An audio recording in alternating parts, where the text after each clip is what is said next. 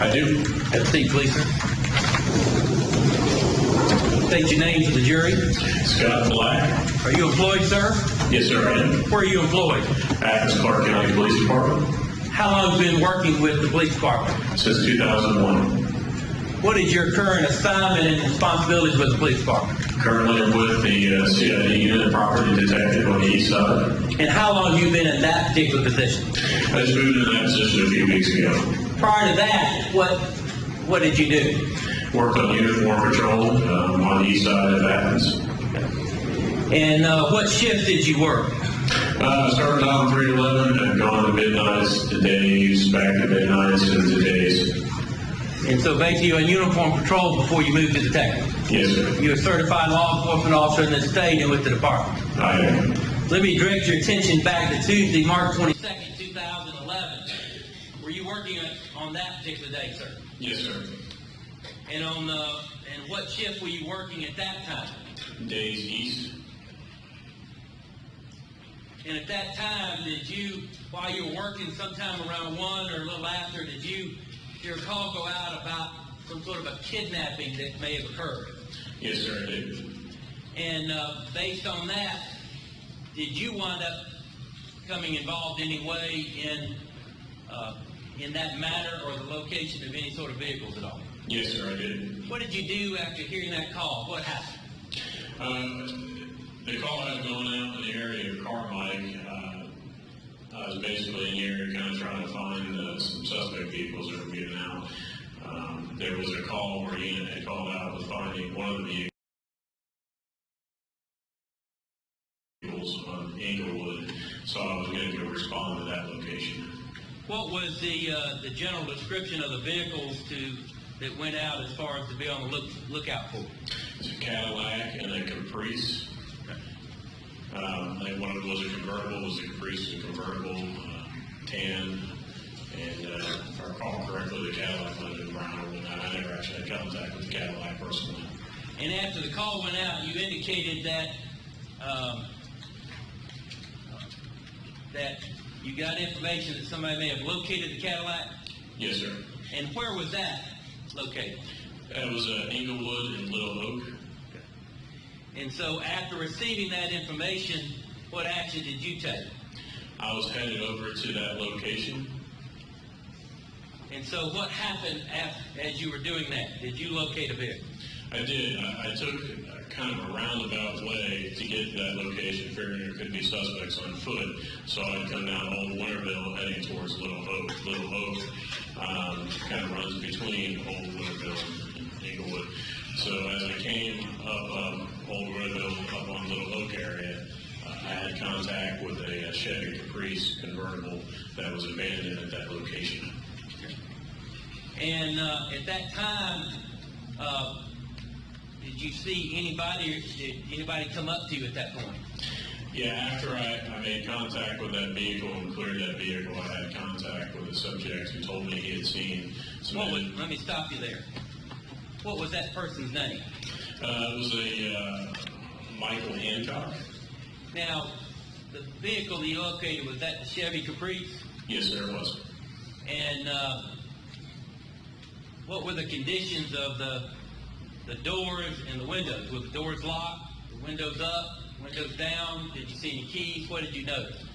If I recall, the doors were down and unlocked, the keys were in the car, and there was no one in the car at the time. When you say the doors were down, you mean the windows were down? Windows, I'm sorry. Yes.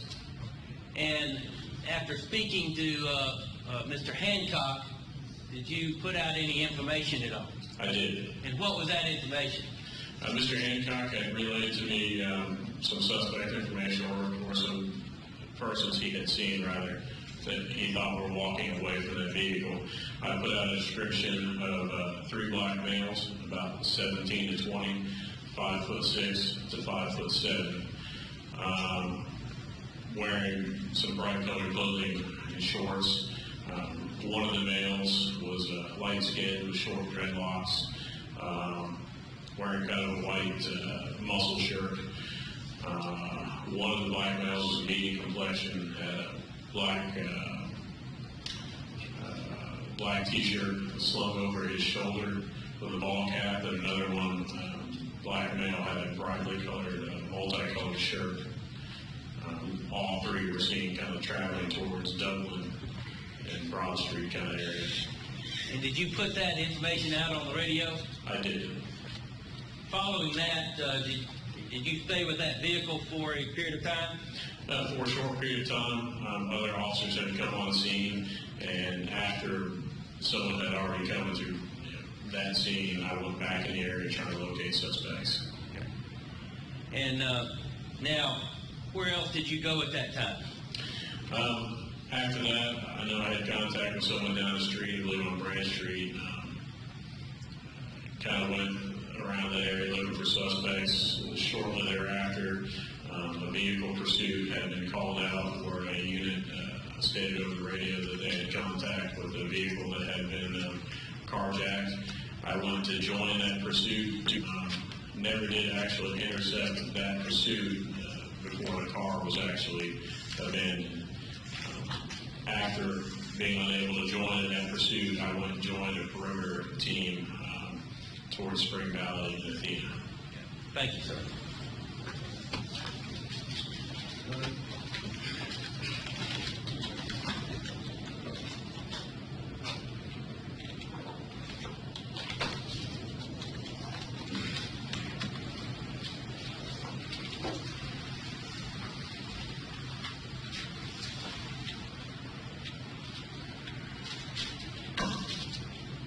Morning, sir. Morning. Morning, circumstance. Appreciate you coming. You said you made contact with Sheriff Priest. Yes, sir. Did you personally see anybody leave that car? I did not. Or you didn't see nobody? I did not see anybody leave that vehicle. Okay. You stated that the woman was down and you cleared the car. Could you explain what you meant by you cleared that car? I confirmed that there was no one inside the vehicle. Did you do any type of search? I did not go in and search the vehicle, no. I was just checking to see if anybody was inside. You stated there were some keys. How do you know some keys was in? I can see the keys in the ignition. Okay. So why did somebody leave the keys in the car? No, you can't speculate as to why somebody left the keys. Understand. But there were keys in that car. Yes, sir, there were. So you didn't check your own fingerprints to see who made a hand that car or nothing like that? I did not. Why not?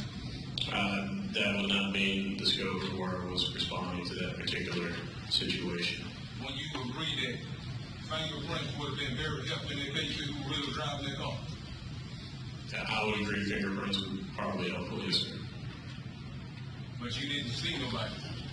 Did you see me, Jack Hood? No, I did not see you, sir. Did you see anybody get out of the Cadillac? No, I never had any contact with the Cadillac. So is it fair to say that nobody that you know of got any fingerprints off the John Brooks car, the Caprice that you find on? He can't answer that. First of all, he said that wasn't the scope of his work. But in addition, in order for you to say that, he'd have to talk about what other folks may have done after that, once the car was released to other people. He's a certified police. I mean, I think any police could get fingerprints. Look up my fingerprints on that to tell them who got the car. We're going to have to be special in this judge. Okay. Did y'all lock up any suspect pertaining to that Caprice?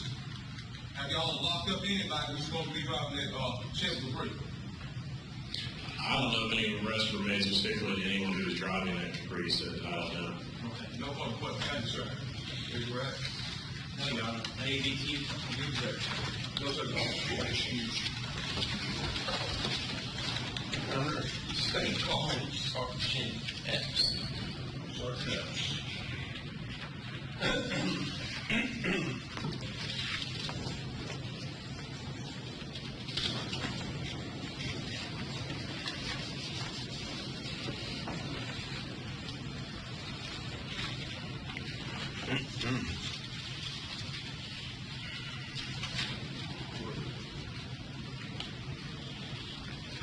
Sergeant, do you swear or affirm that the testimony you're about to present before this court shall be the truth, the whole truth, and nothing but the truth? So help you God. I do. Please be seated. Can you state your name and spell your last name for the board? My name is Omari Epps Jr., A-U-B-R-E-Y-E-P-P-S. And where do you work? Athens, Clark County Police. How long do you work there? With Athens, Clark County, we come up on 19 years. All right. Any previous law enforcement? I started my law enforcement career with the Clark County Sheriff's Office. Worked there for some time in jail operations and briefly in warrant service. I left there and went to Barrow County Sheriff's Office as a road deputy for a short time. And then from there, I went to the City of Monroe Police and worked there before returning back to Athens, Clark County, and I've been here ever since. All right. So, overall, how many years? How many 23 this year. experience? And what do you do in your current assignment? I'm currently assigned to the Traffic Enforcement Unit as one of 3 supervisors responsible for responding to all traffic fatalities, serious injury crashes, DUI enforcement, and general traffic enforcement. And back in March of 2011, what was your assignment? At that time, I was detached to the Northeast Georgia Regional Road Task Force as a supervisor, worked in a plainclothes status, and we were a multi-agency task force. We covered Oglethorpe County, Oconee County, Clark County, and the University of Georgia, and I also participated with the GBI on the state meth lab team responding to meth labs all over North Georgia. All right. And as part of this drug task force, what sort of things did you do? On a daily basis, primary responsibility was supervising other case agents. In addition to that, I worked cases myself, participated in surveillance, helped process evidence, maintain case files, communicate with the court systems and other partnerships like other agencies, DEA, ATF, agencies like that. All right. And the vehicle that you were in, did it have some sort of surveillance video system? No. Okay. Did you ever take video of the individuals you may make buys from or sales with? Yes. If you're referring to Undercover type videos, yes. There's several ways to do that. Is body worn video, external standoff video, which would be a third-party agent, or we would wire vehicles up with different angles of video cameras in it, and we'd go out and conduct buys. It just depends on the environment we're going to. And as part of that process, would you ask local uniform officers to look at these videos to see if they recognize these individuals? That was normal practice. Even if we recognized them in the video, we normally would seek out a second opinion to make sure we had a positive identification. And we would also use our internal reporting system, what we call IDs, photographs, jail pictures, whatever we could get our hands on, driver's license pictures, anything to corroborate who we believe it to be. And are you a certified law enforcement officer? Yes. And were you certified back in March 2011?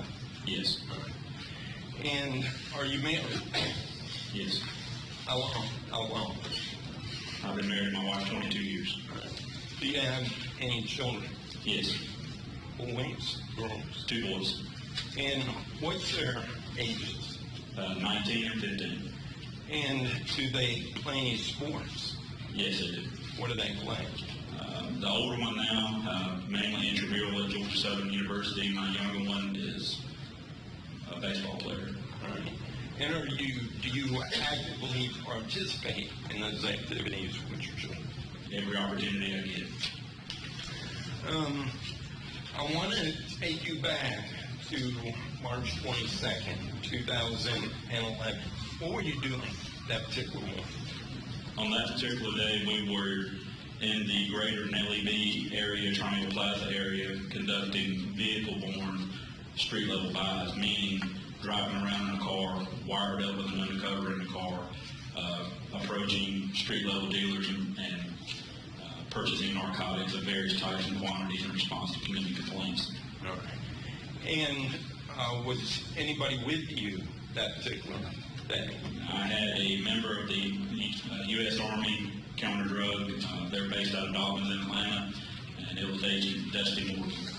Okay. And you said he was based out of Dobbins. what enforcement agency was he?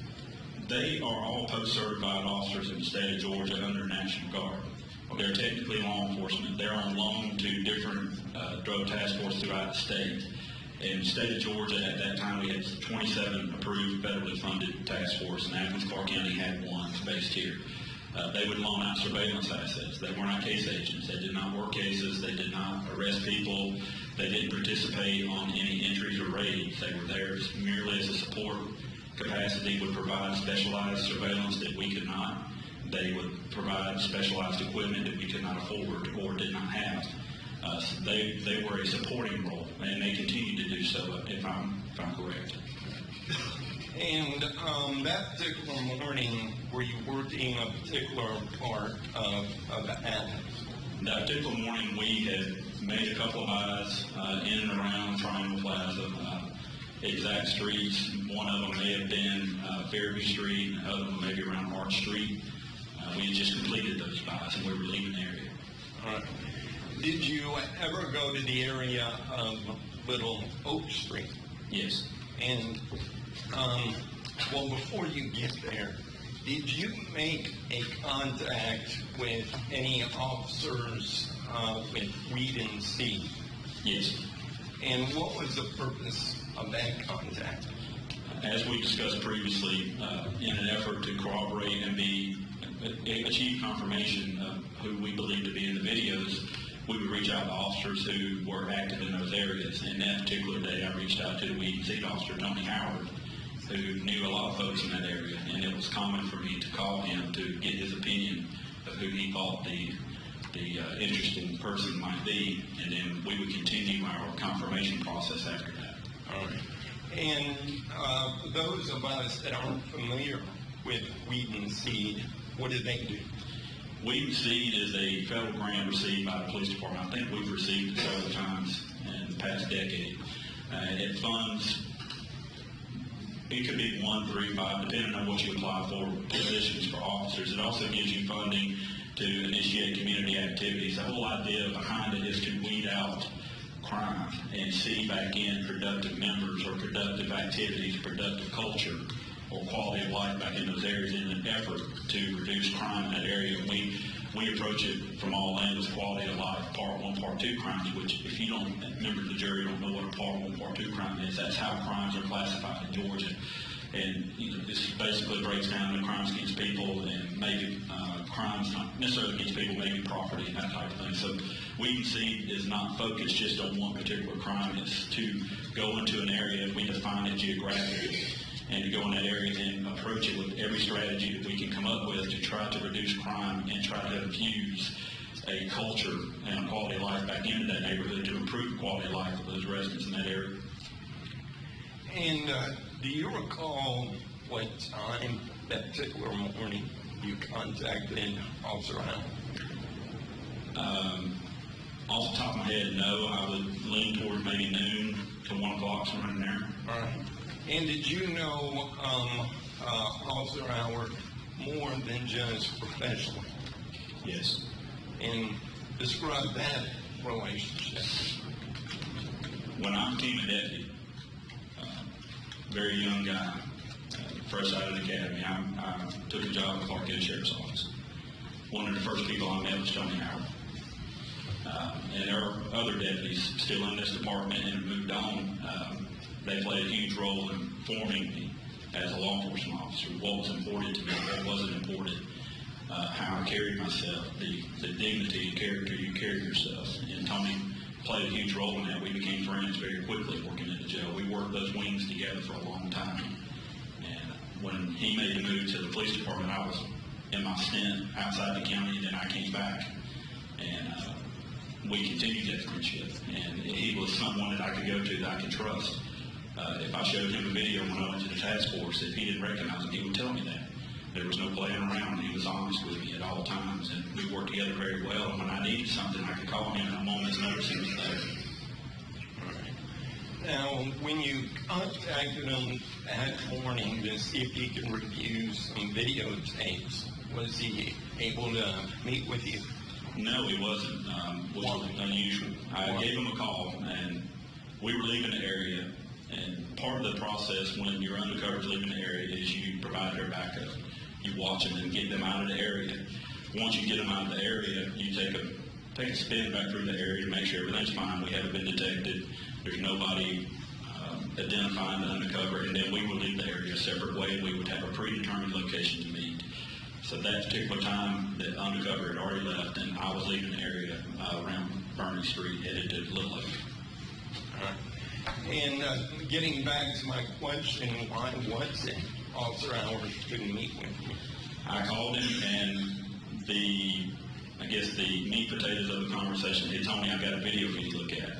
He says, I'm busy right now, I can't make it over there. I said, okay, what's up? He said, I think we just had a carjacking. I said, okay, well, just give me a call when you're done. Let's get together. We're going to go somewhere and, get some water. It's hot. We're going to go get some water and hang out and look at the video and process the evidence, that type of thing.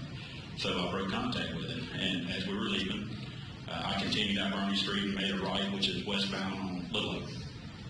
And let me stop you right there with a map of that area, assist you in explaining to the jury what you observed. Okay.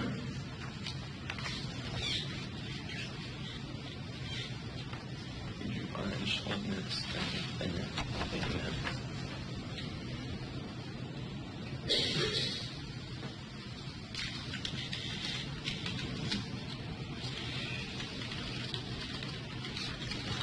All right, Sergeant Ed, I'm showing you what's been marked as State's Exhibit 43. Is that a fair and accurate depiction of the streets, the way they're set up in the area that you were in at that point?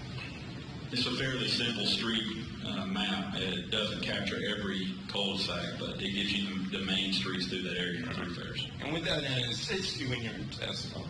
Sure. Yes. Your Honor, these statements and our State's Exhibit 43. Any objection? No, sir, Your Honor. 43 should be.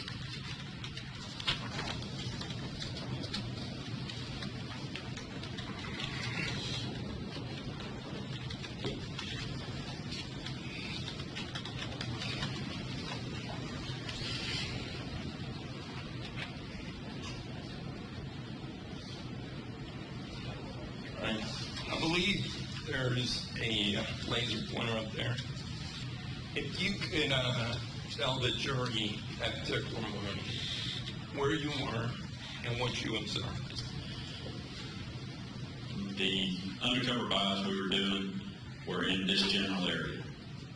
Once the undercover got out of the area and I had made a lap through the area, I worked my way over to this area, finally to Range Street and then down Bernie Street. And I was on Bernie Street when I gave Officer Howard his first phone call. And then when the call was terminated, it was very brief. And I ended up at Bernie and then turned this way on Little Oak. All right. And what, if anything, did you see on Little Oak? Well, when you turn on Little Oak here, initially there's a residence, actually two residences, and then you have a mobile home, a double-wide mobile home, and then a second double-wide mobile home and a house on the corner. The house on the corner is occupied. I've spoken to those residents before, very nice folks. And then an older white lady lives in this mobile home here. She owns the second one, but she uses it for storage. Beyond that, there's no, at that time, habitated residences. There was an abandoned house back up in this area, and my former days of working vice, this was an area that was frequented by prostitutes. And I'd been around that house quite a bit.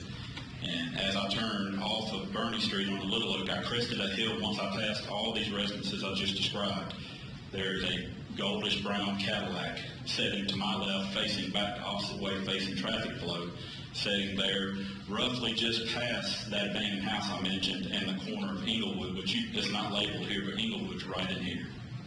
It's that little dead-end street you're seeing. All right. And once you observed this vehicle, did anything draw your attention to it? Well, the trunk was standing wide open. The fuel door was open. I looked at it, and it just didn't seem right. I looked at Dusty, who was with me. He agreed with me. I said, man, that looks funny. We need to check that out. And he said, okay. And we went on past it. I called into Central Communications and asked, hey, have you guys had a carjacking? They said, yes. I said, what kind of cars are involved? And they gave me a couple of vehicles, one being a Cadillac. At this point, I'm not certain that this is the Cadillac. It's a Cadillac. I'm thinking stolen car. I've recovered stolen cars there several times. So I told him, so I'm going to go back and check this car out and clear it, and I'll call you back. I hung the phone up. Told Dusty, said, hey, we're going to get out and check this. And he said, fine. And we went down, turned around in Inglewood, and then came back, stopped short, got out, drew our guns, and approached it like a felony stop and cleared the vehicle. Okay. And what, if anything, did you observe? Well, as we approached, the trunk's open. I can see in the trunk. Cleared the trunk first because Cadillac trunks are pretty big. And looking back in there could still be someone laying in there, hiding or whatever. So I stopped and I paused. I illuminated. When I illuminated with my weapon light to look in it, I can see duct tape, which is not on the roll. It's off, but it's in a loop. And at the time, I believe to be multicolored sheets. I now know to be shower curtain in the trunk. And then I proceed up, and I look in the car. All the doors are closed. I can see that they're unlocked. There is a red and black book bag sitting in the front right passenger floorboard. I see no other items really in the car that I recall. Still thinking stolen car at this point. I decided to go over and look at the book bag to see if maybe it's a student's book bag. We got a lot of that here around UGA. And let me stop you right there. When you're trying to identify who owns a particular vehicle, is it your experience that there might be paperwork, some sort of ownership in a vehicle? Yes. Okay. And was that what you were trying to do at that point? Well, absolutely. At that point, I'm still, for whatever reason, I'm not connecting this car with anything going on across town. I'm here, it's there, that's the way I'm thinking. And it seems to be active at that time, so I'm thinking that it's still on that side of town, and this may be something else that just didn't look right. I'm going to go in and look and see if there's maybe any binders in the notebook that may have a name on it, and eventually maybe look in the glove compartment and see if there's an insurance card or anything to tell me. At that time, the radio traffic was all clogged up. I would assume when I called Central, I could hear a lot of chatter going on in the background. My police radio wasn't even on me, it was in my truck. And calling Central and how hectic it sounded at that point, I decided I'm just going to look and see if I can see an owner's information. When things calm down in Central, I'll call and we'll figure this out. So I'll walk around. There's nobody in the car at this point. I've cleared it finally. I call Central back and say, hey, give a description of the car and everything. And then we're talking back and forth. I said, I'm going to look in the car real quick. And I opened the front right passenger door with the intent of grabbing this book bag and looking at it. Well, when I grabbed the book bag and moved it slightly, I immediately saw a handgun laying on the floor below it, and I stopped. I let go of the bag, backed out, left the door the way I had opened it, and told him I needed a friend. We were going to secure this, send me some folks to secure this car. I needed uniform folks, because I'm in plain clothes at that point. At this point, I'd like to show you a few exhibits and see if you recognize any. I should show that.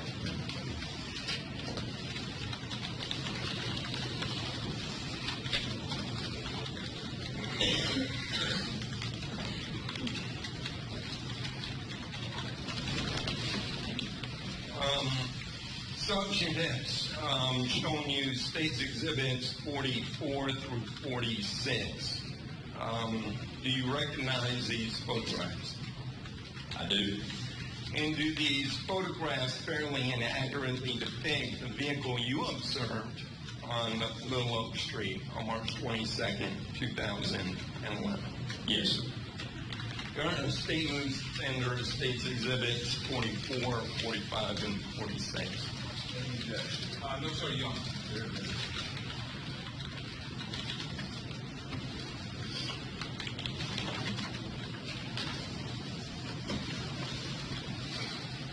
All right. Sergeant X, State's Exhibit 44, what are we looking at in this photograph? This is the vehicle I just described. This is Little Oak. If you were standing outside, you could look maybe at a 45-degree angle from this front tire and see the abandoned house across the street that I described previously. This is how the vehicle appeared when I went down past it, this way, turned around, and I stopped well short of it. This would be a view about half the distance that I had stopped from the vehicle, and this is how it appeared, minus the police car, of course. But this is the way it would have appeared when I passed it. All right. And obviously there's no residents on that side of the street. Are there any residents on the other side of the street? On that day, yes.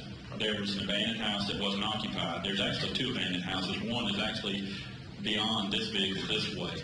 Since they've started demolition on that house, they're gutting it out and making it livable again. I don't know the status of it now, but at this time, back in 2011, there were no residences. Since then, they've built houses. This picture continued on up on the side of the road here. And as I stated, this abandoned house back down here is being renovated. As far as I know, the one that's well off the road is still abandoned. All right.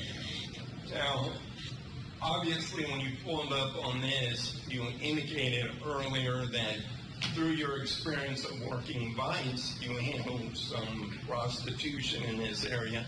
What about stolen cars? Had you ever recovered stolen cars in this area? Yes, when I first gained employment with Athens, Clark County, I was assigned to East Precinct. And my initial zone was Zone 7, Zone 11, Zone 5, Zone 8, 5 being across the middle, Zone 8 being downtown, then 11. And with the call volume, it was very common to frequent both zones, 11 and 8.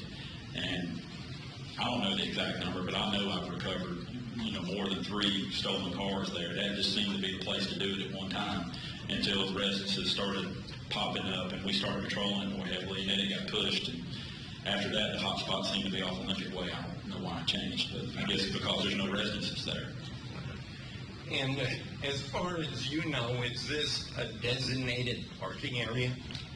It's not designated. It's not necessarily illegal under county ordinance.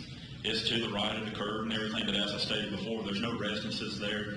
If you would have somebody parking, I would anticipate you would park close to a residence to go visit. There's no reason to park there to go to Church's Chicken because they have a great parking lot, plenty of spaces.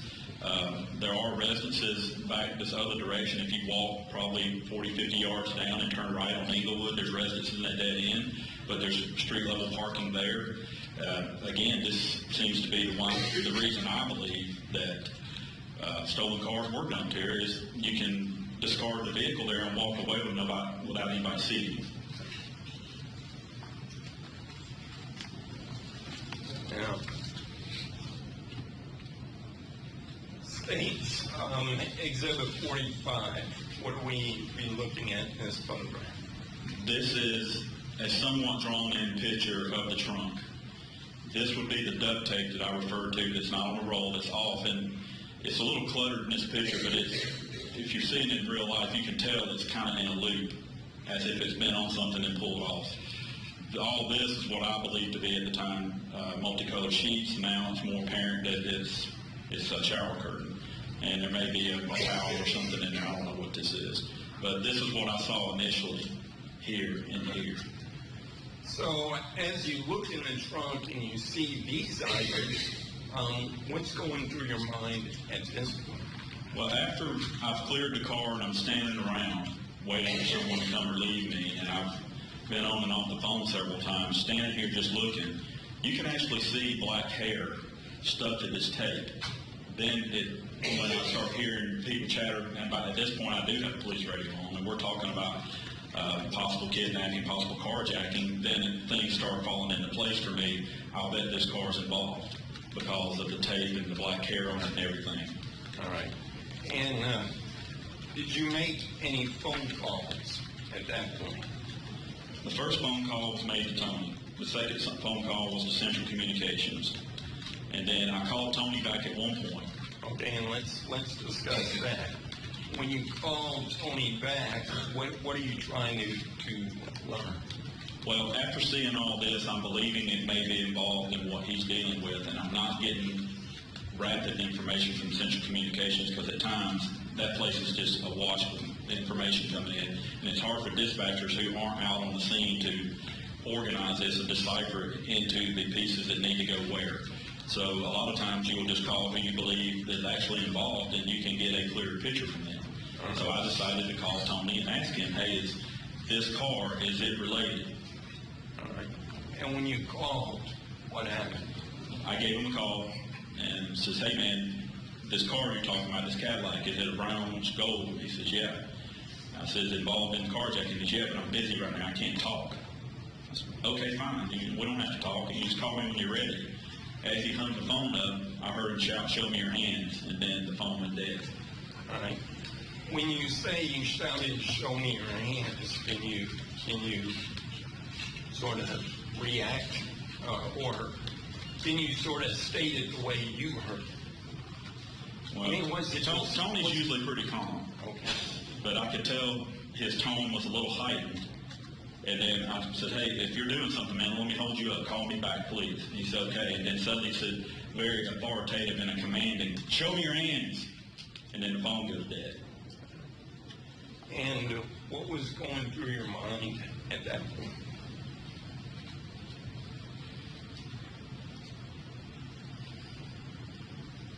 I think I went numb. Did you try to call him back at some point after that? No. Immediately after that, within a minute, on our government phones that I had at that time, we get what we call alpha page, which goes out to supervisors and command staff. And when there's a serious incident or anything that supervision and leadership needs to know, it goes out. I received a text at that point, an alpha page, that said, "Officer involved shooting." And initially it said, I believe it said, "Officer and suspect shot." And I looked at Dusty and I said, "Holy crap, I think Tony shot somebody." And he said, "What do you mean?" And I told him what I just heard. And we just stood there. I mean, it's like time stood still. And then the next text come out, and it was hectic, very chaotic, and it said, "2 suspects shot." And I looked at Dusty, and I was like, "Well, there you go. Good job. He's safe." And then the last one came out, 2 officers shot.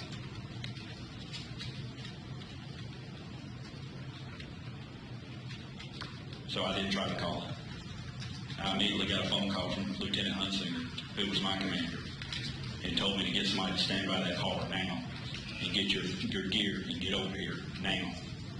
And that's what I did. Going back to State's Exhibit 44, I neglected to ask you this. When you first observed this vehicle, was anyone around it, anyone near it? No.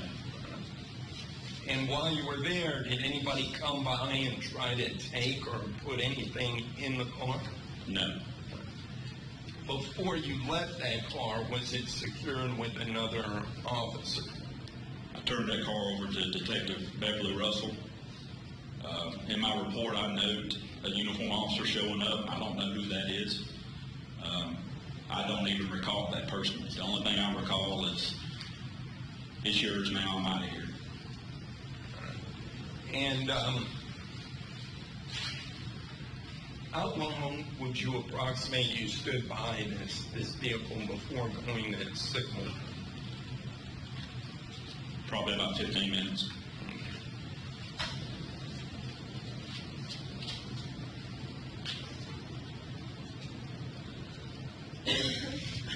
The direction that this vehicle is facing, is it facing toward Inglewood? No. That vehicle's facing toward Bernie. Okay. Eagle was behind it. Okay.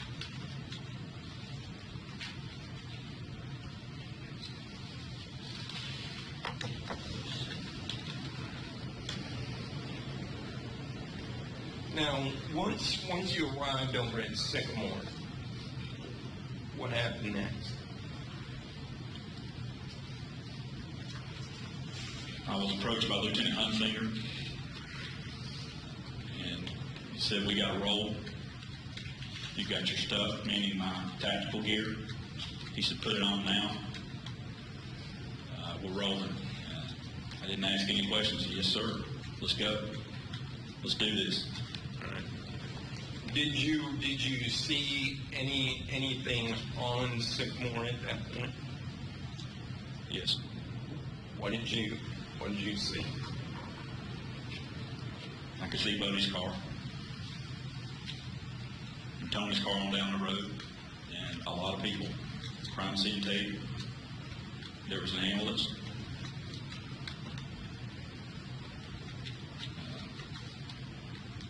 It was chaos, organized chaos. We were organizing ourselves, and a call came out that an officer had visual on a vehicle that had been taken from somewhere else, and they were trying to catch up with it on the 10 loop. So we jumped in undercover cars, drove an exceptional high rate of speed to try to catch up, and the vehicle was lost before we could get there. All right. Thank you. No further questions.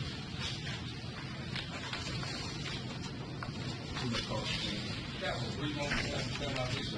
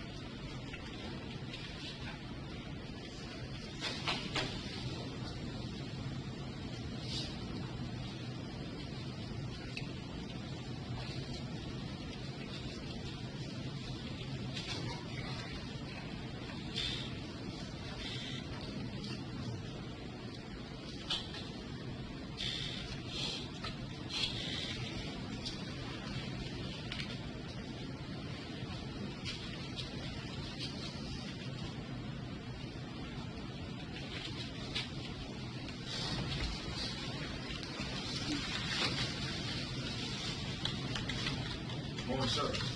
Good morning. Morning, circumstance. Appreciate you being here.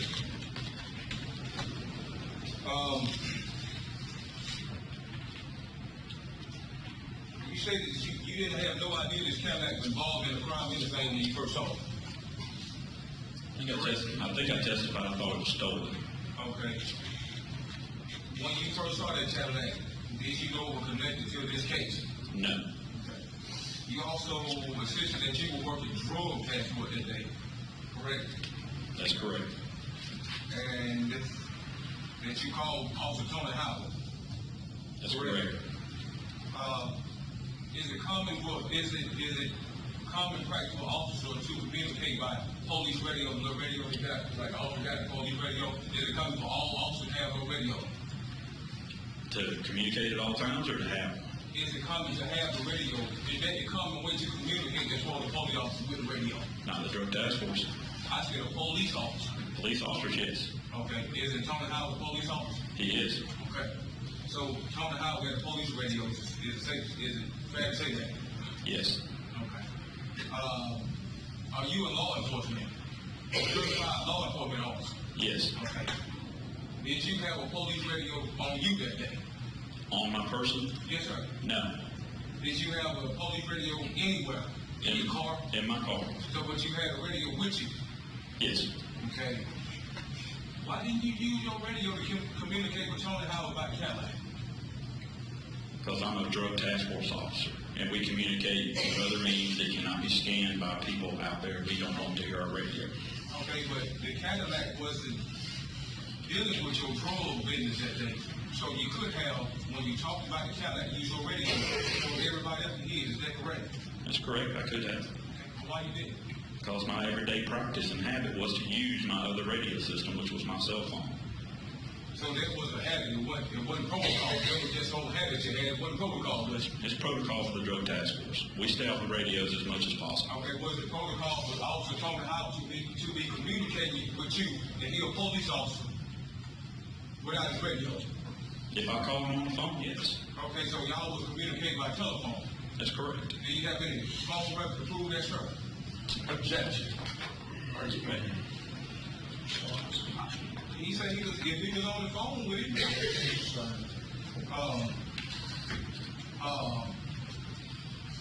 How do we know that you was talking on the phone with Officer Howard? Ask Officer Howard. So, now I'm kind of confused because I never heard of an officer talking on phones and stuff like that, so I'm not trying to be disrespectful. I'm just searching for the truth, sir. And that's why I asked you that. Your Honor, I'm going to ask that he ask the question instead of this.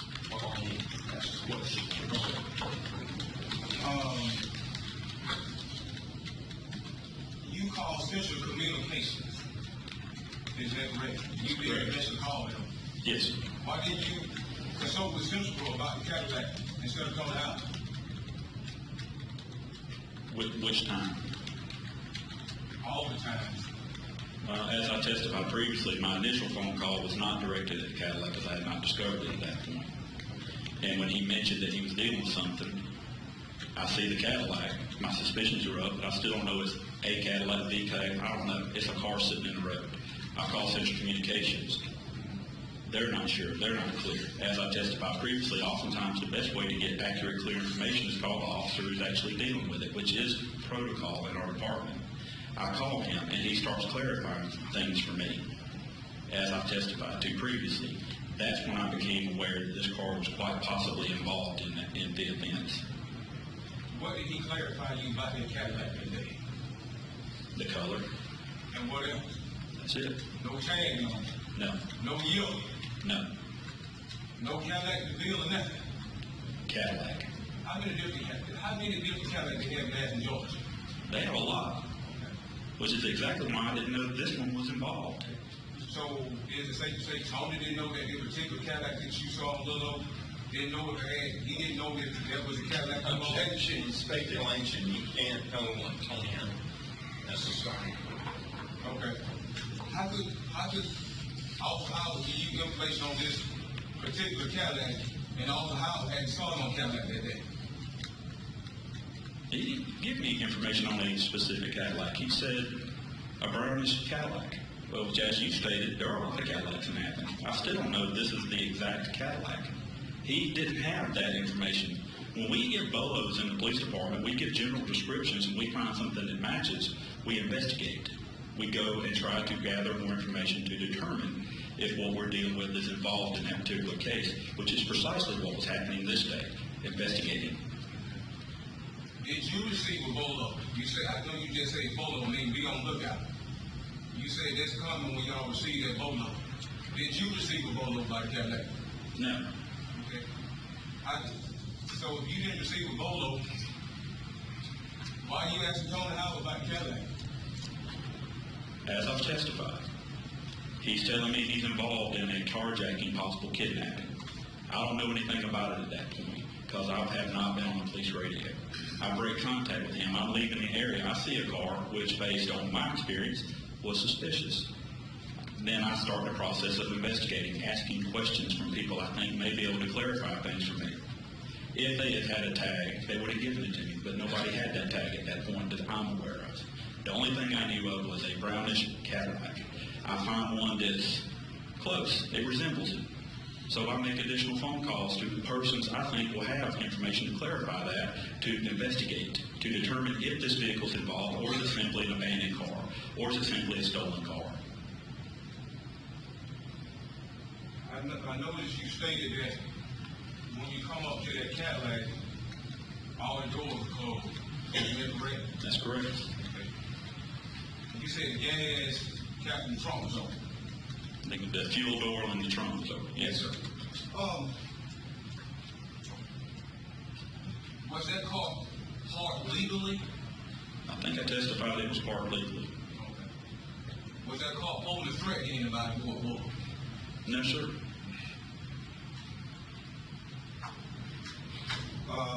I'd like to introduce Exhibit 1, 2, and 3.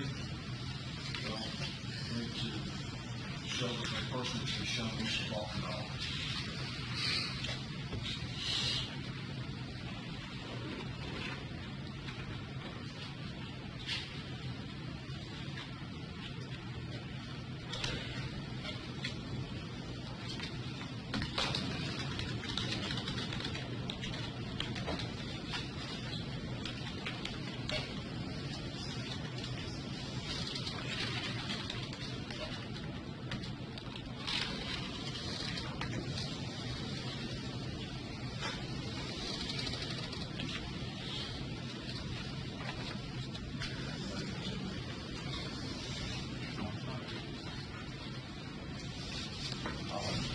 Here. But before they're displayed, you will need to lay the foundation. Yes, sir.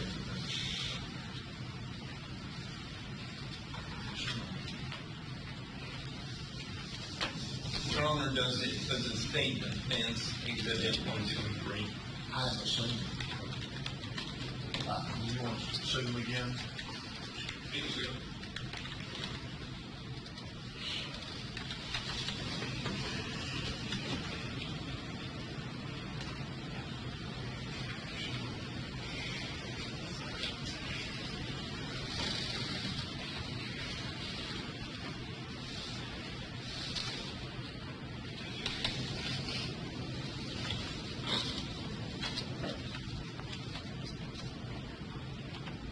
He has them. You got it. I'm asking you, I'm not clear to say. You may proceed. Oh, okay. Sir, when you said that you come up on the Cadillac, the trunk was open and the gas top was open. Did you see in Exhibit 1, is that what you saw when you come up on the Cadillac? Yes. Now, you Your Honor, I'm going to object to him testifying to something that's not in standard. No objections. Now,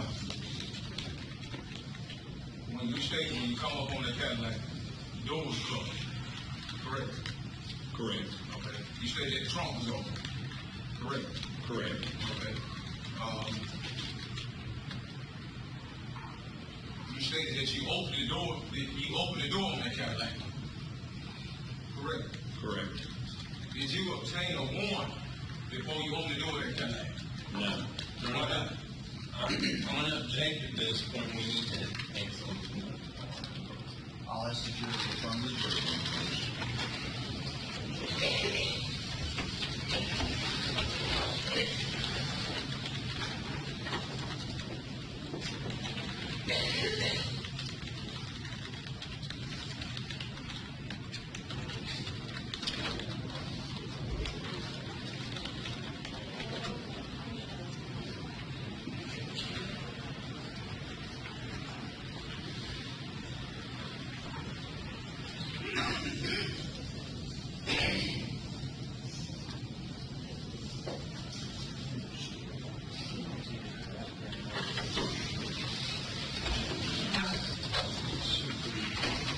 Your Honor, my objection, first of all, with regards to this idea that you get a warrant, this matter has been before the court, and the legality of the search has already been settled and ruled on by this court.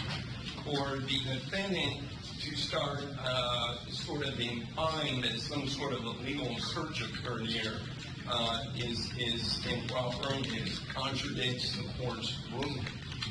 That matter has already been determined. So any questions as to the legality of searches or anything like that has already been disposed of. That's my first argument. The second argument, these references to these defense exhibits, there's been no foundation laid, and that's inappropriate as well. You want to respond, Mr. Lee? Yes, Judge, I did not get into the legality of the warrant. I just asked him, hey, did you get a warrant? I didn't talk about, what procedures or what law to get into as we did in that hearing. I just asked me to obtain the warrant. Let's not get into the law part of it. Or you intend to do that? No, I'm just, asking a few questions about it, but I'm not gonna get into it. If you're going past, if you get a warrant, I'm going to stop you. Now, you want to take up the issue of, there's not been a foundation laid for these. I'm getting this ready for that right now.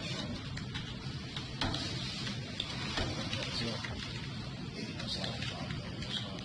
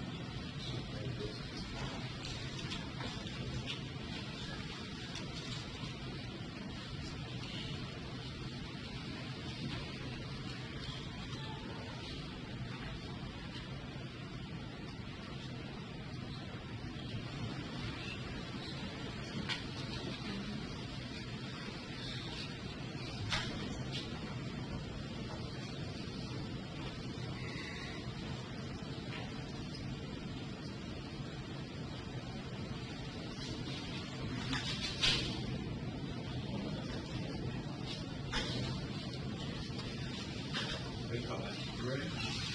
Bring the jury back in.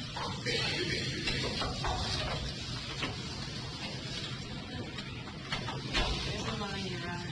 I understand.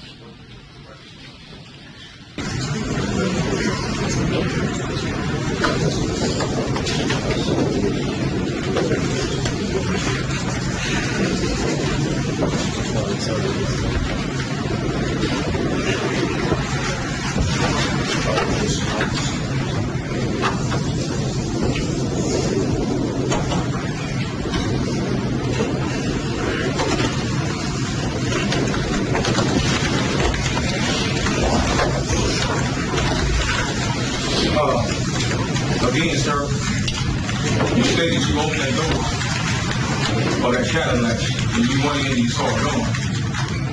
That's correct. I thought I was answering your question. That's correct. Okay. My question to you is, did you obtain a warrant before you opened that door of that Cadillac? No. Okay. Do you recognize what you see in Exhibit 1, 2, 3? Your Honor, I would ask to refer to it as defendants. Okay, I'm sorry. Do you recognize what is in defendant? I'm sorry, do you recognize what you would see in defendant Exhibit 1, 2, 3?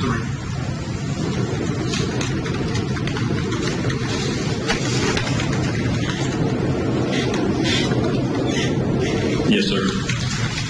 Is it a fair and accurate representation of what you saw that day on March 22nd, 2011? Addressing each exhibit individually. Defendant's exhibit number 1 does depict exactly how I found the car, with the trunk open and fuel door open. Defendant's exhibit number 2, additional doors have been opened that I did not open. The rear door. I'm assuming that was done as the photographs were being taken. I have no idea. I wasn't there for that. Number 3, it is now dark outside, which indicates to me that this was taken well after I've been gone. But you can see the driver's door and the passenger door open. I did not open the driver's door. I did not open anything. None of those papers were in the seat when I was there. Excuse me, I didn't. What? Your Honor, I'm going to object to any cutting off in his response. I would ask he can answer the question. Well, let me keep the question. I thought. Okay, go ahead, sir. I'm pointing out in the photographs what has changed from when I was there. Okay. So in this particular photograph, the red and black photo, this is defendant's exhibit 3. So you going to get into the evidence before we get into that? That's up to you as to how you want to cover it. Okay. Is that Cadillac you saw? All 3 pictures depict that Cadillac. Okay. Your Honor, I'd like to tell us into evidence defendant exhibit 1, 2, 3. Your Honor, I have no objections other than the exceptions that have been noted by me. Okay.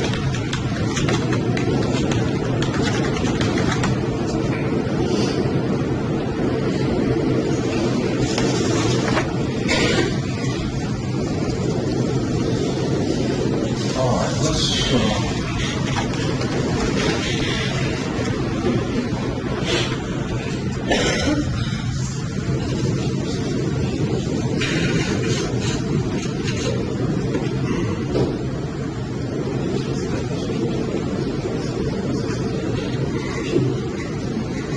I'm not sure if that is running directly or through your laptop. Do you know? Yeah, it was working like the screen. Your screen used to be white. Did that turn blue? That's because I switched to the laptop. You think? No, it's on this, sir. It ain't on the laptop. It's on this. Well, I'm thinking, I don't know how it's running. Let's try that. Okay, now it should have come on now.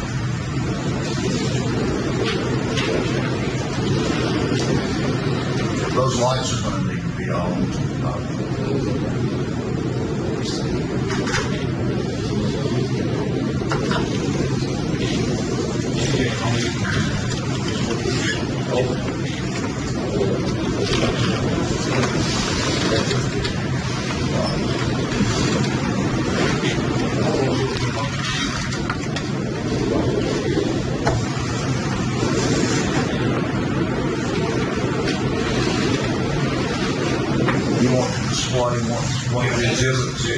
I was going to use my computer to show the same picture. That's what I was going to do. Well, that would be a different issue. I don't know what's on your computer. That's the same exact thing. I'm sorry. I understand. All we would ask is he's going to have to key it up. He's not going to be permitted to scroll through things and display I stuff. can go directly to it without showing that here. Will that not work to put it on that, projector? Is it not coming through? We don't know without putting it on there. It's somebody turn it on, I never use it.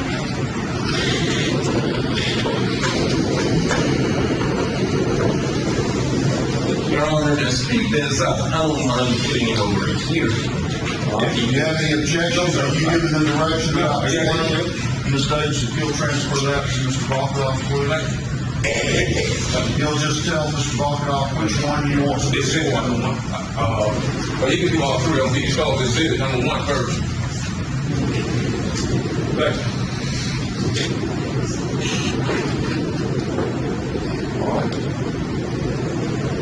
When you come up on this Cadillac, this is what it looks. Is this what it looked like when you first come up on?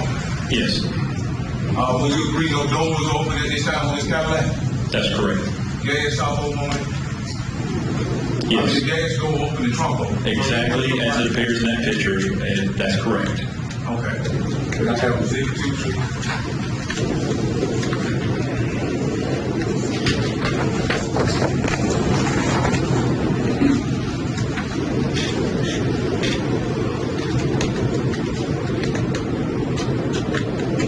When you came up on this Cadillac, was that real door open like that when you came up on? No, How did that door get open? I don't know. I wasn't there for that. When you agree is daylight out when that door open on that Cadillac? I also agree there's a lot of cars parked in front of that patrol car that weren't in earlier pictures. This is well after I left. Okay, but then you say it was also this Everett Russell and other officers that come up on the scene and relieve you? That's correct. Okay, well, could that explain why the other car never called? They called you to relieve you? I don't know where they parked, but that door was not open when I left. Yeah, I know specifically.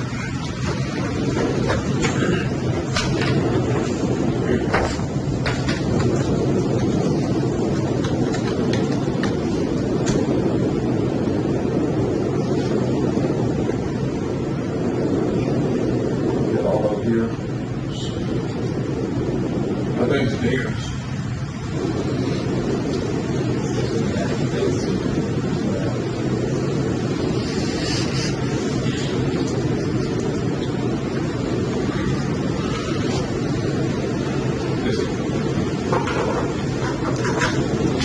Those doors of that Cadillac, when you came up on the window, when you got on, correct? That's correct. But you did open that front door, right? The one closest to you in this picture where the book bag is, yes. And I see a book bag in that floor. When you opened that door, was that book bag in that floor every time you opened that door? Yes, You said the gun was in the car. I don't see a gun in the picture, do you? no, sir. I thought you told us you found a gun in the car. There was a gun when I was there. This is well after I'm gone, sir. Well, who took the gun? Who took the gun out of the car? You need to ask the officers that were there, sir. I was only there 15 minutes. Okay, do you have any evidence that you actually saw a gun, or possibly you thought you saw a gun? Objection. Argumentative. Sustained. But you would agree there's no gun in that car, but that book bag is still there. Would you agree with that? No, I wouldn't agree with that. I would agree there's no gun visible in that photograph. Okay. I have no idea what's in that car. And that same Cadillac you come up on, and the same book bag that you seen when you opened that door. Yes, sir. But when you agree, looking at this picture right there, there's no gun visible with that book bag, correct? I would agree there's none visible in that picture. Well, I'm through with this. Move on.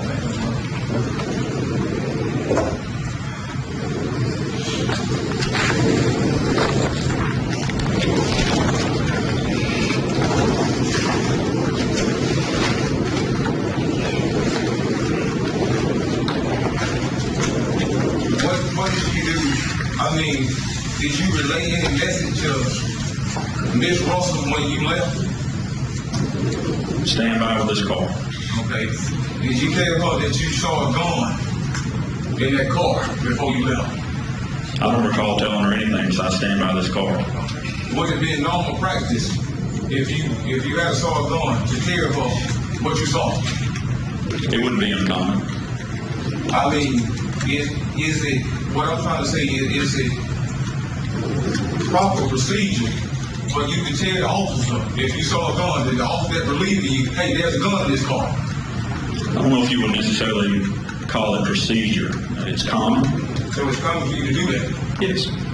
So did you tell Ms. Russell that there was a gun in that car before you left, after she relieved? As I stated, I don't recall telling her that. I recall the state of the car.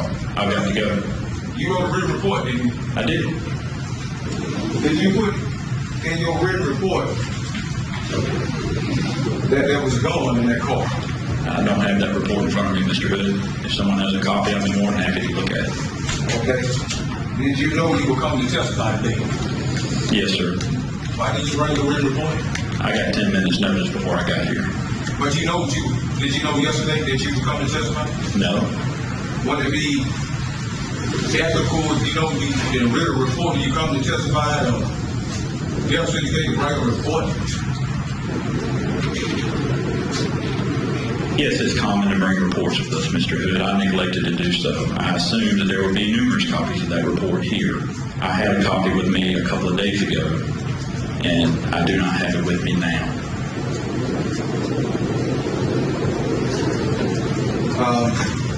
Can we have somebody give them, they say, okay, but they give them a copy of the report? Mine is written on, I got stuff written on it. So. I don't have one, and they're not required to. I don't know if they're. Well, do you recall what you wrote in your written report? Verbatim, no, sir. I would have to have a report in front of me. Well, I think I might just have an issue, Judge.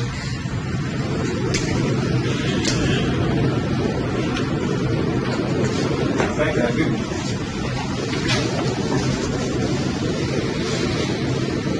Yes, I do. Show it to Mr. Walker. Show it to Mr. Walker and all.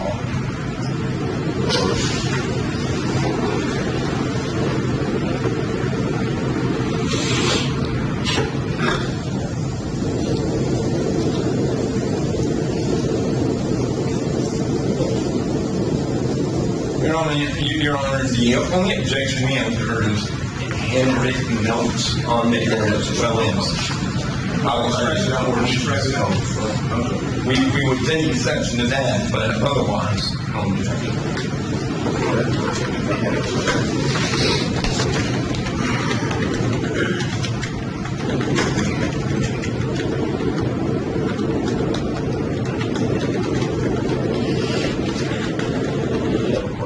Okay, I thought I was going to be trying to do it.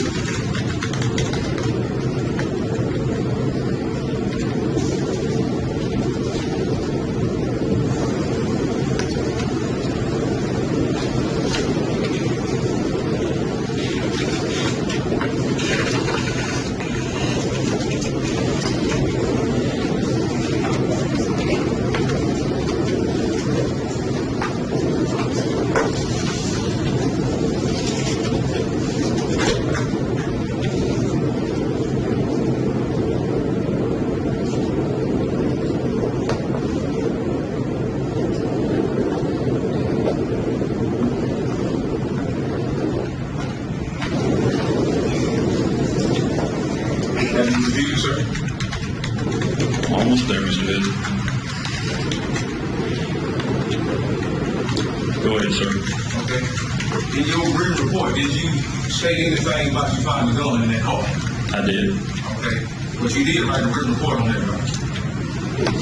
Yes, sir. So, when your relieving officer came, now that you read your report, do you think you told her that there was a gun in that car? No, sir, I don't. So, would it have been important, do you think it's important that your relieving officer know that there's a gun in a car that connected to a case like that? I think it's important to tell them to preserve the scene as is. When I say stand by and secure the car, what's in the car is really of no consequence to her. She's maintaining the scene as is. If there was any doubt that someone may come and try to grab the gun and use it in an offensive manner, absolutely. But that wasn't a concern at that point. It was evidence preservation to contain the scene exactly as it was found. And that was the instructions. Stay with the car, secure it until forensics gets here. I thought you stated earlier that you said it would have been common for you to tell her that there was a gun in that car. It normally is common, Mr. Hood, but this was an uncommon day.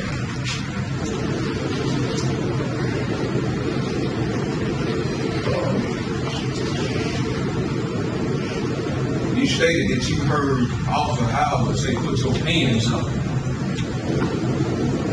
Could you explain that to her? Why would Officer Howard tell you, put your hands up, whatever? Could you explain that? He can't possibly know why Officer Howard is saying or doing anything special.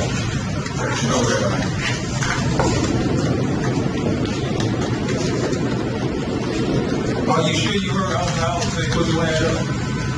I'm pretty sure. Are you sure or you pretty sure? Let's go positive. Sir? Positive.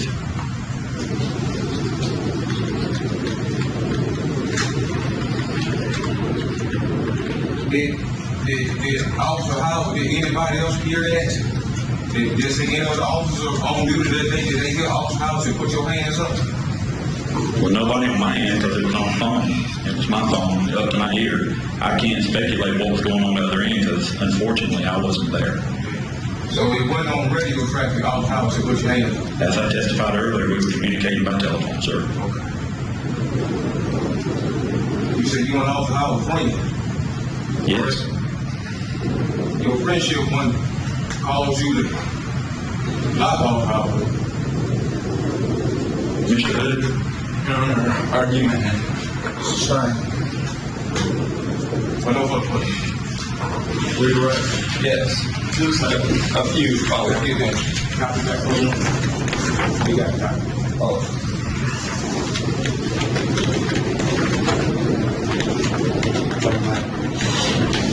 Ma'am, proceed, Your Honor. Ma'am, proceed. Just a few follow-up questions. Let me start off by asking about the cell phone that you were utilizing. This particular cell phone, is it an ordinary cell phone, or does it have special features to allow you to do what you did? These cell phones are specifically issued. They want to answer some question about their cell phone. They should be doing. When I want to talk about the cell phone, they have a record to show that he talked to Officer Howard. They objected. If they objected to it, they have no business asking about no cell phone. This was not about records. This is about the cell phone itself. Was the question. I will open objections on it. Thank you, Your Honor. You want me to repeat the question? No, I can answer it. Okay. The cell phones issued to us in the drug task force are not completely unlike what a consumer phone will be. However, these are under state contract. These are specifically intended to be used by government agencies. They have push-to-talk features. They're not necessarily encrypted, but they're a lot more difficult to intercept than your average cell phone. We choose to use push-to-talk features in cell phones in lieu of radios because everybody in here with a smartphone can put an application on their phone and scan Athens car counting frequencies. It is counterproductive to undercover drug operations to broadcast to anyone what you're doing, which is precisely why we use other radio devices to avoid that. It's called operational security. It becomes a daily habit when you do this for a very long time. It is your first go-to as a communication device. And your first go-to is not an open band police radio where everybody can hear it. When you just described this feature of push-to-talk, does that enable you to communicate directly to certain people that are programmed into the phone? If they're allowed to be part of our net, part of our group, yes. On this particular day, Tony was not allowed, and he worked with us closely, but he didn't enjoy the same privileges when it comes to radio security as we did. So I was forced to use standard cellular phone. That's the same option on the phone. Now, with regard to the vehicle itself, did you collect any evidence from that vehicle? Did you perform a thorough search of that vehicle? No. All right. To the best of your knowledge, was someone else tasked with that responsibility? Yes. You were asked a question about defendant's exhibit number 3 about a handgun, whether it was visible in the photograph. I want to ask some follow-up questions about that. When you initially moved the book bag, was the handgun that you observed underneath the book bag? Yes. All right. Is it possible that in that photograph that pistol was actually still there, it's just not visible? That is correct. Now, when you turn over this particular scene to, I believe, Detective Russell, you indicated you don't recall whether you told her about the gun at that point. Is that correct? That's correct. Right. My question to you is, were other things going on at this time that you were more concerned with? Yes. What were you concerned with? What was your priority at this point in time? I wanted to turn that vehicle over to others who would be responsible for processing and searching it. I wanted to get to where I could be of most use, where my training would be of most use, and that would be looking for persons involved in this, not standing by with a car. And were you concerned about your friend and colleague, Tony Allen? I was concerned about both of my friends, Buddy and Tony. At that point, I had no idea what their condition was. I only knew they had been shot. One last question. You were asked about something Mr. Howard said, and the defendant kept referring to this, put your hands up. I would like you to look at your report and see if you indicated the exact words written in your report.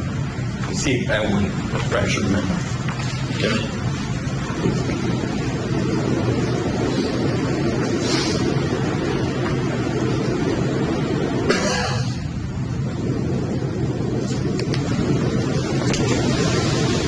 Jeanette's that exhibit and Martin State's exhibit 48. I just want you to look over and see if that refreshes.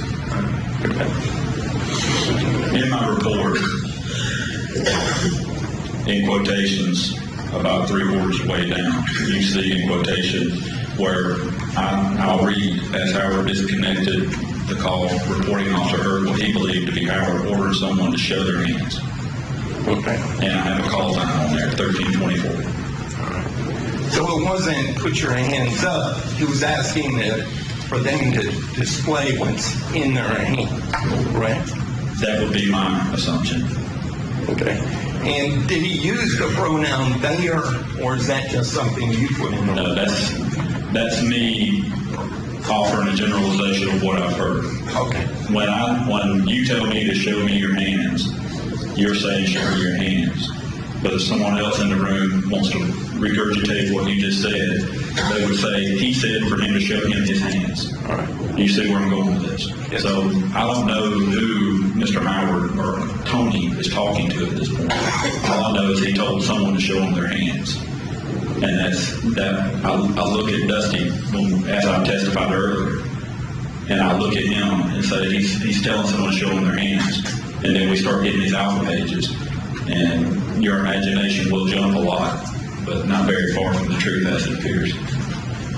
And as I testified, that was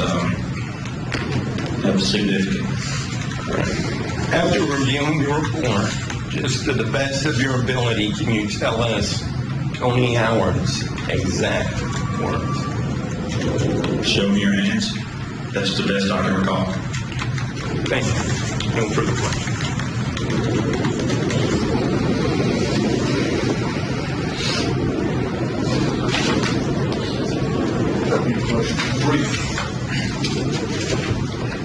Sir, I'm looking at your report, and I read it. As Howard disconnected the call, report officer heard what he believed to be Howard ordered somebody to show their hand. You didn't say exactly in your report, did you? I said what I believed. Okay, then what is that question? Verbatim. Is that what you're asking? Is it in your report? No, sir, not verbatim. No, what question? Meeting, you be excused. And good question. Yes, sir.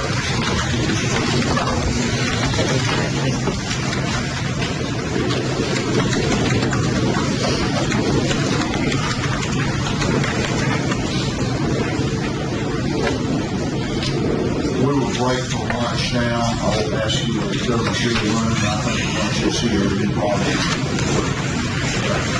We will start back at 1 o'clock. Thank you.